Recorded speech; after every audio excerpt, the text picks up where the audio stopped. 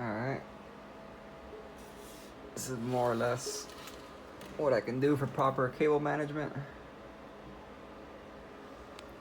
Comes with this control board. Powers, I believe, 6 fans. If you go to put it on and it doesn't want to work through this button, make sure that your little LED one is plugged into there. I had that plugged into the motherboard by accident. Make sure it's plugged into that board.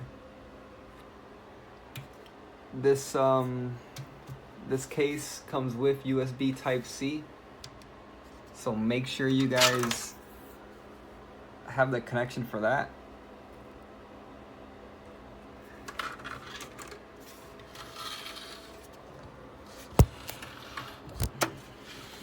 The glass is pretty nice. Still haven't taken it off of there just because trying to save it. The glass does seem pretty sturdy, magnetic. It's pretty decent. It comes off very easily through that hinge,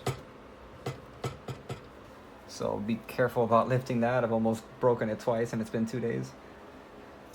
As far as the internals, there is plenty of space in there. That's just random motherboard thrown on there. Nothing really special. These guys, and this guy is what you get. If you don't have the input, I think it's USB type 2 point something or whatever. For that USB-C up here, you're gonna have to get the adapter. I can't believe this motherboard doesn't have it, but hey. And that's where we're at. RGB fan. Still haven't been able to connect it through the software that it gives you, but we're getting places. I can at least get the button to work now. I finally figured out that it wasn't supposed to plug it into there. Instructions they give you, it looks like a lot. Half of it is in different language, so you really want to get maybe 4 panels. These guys are nice.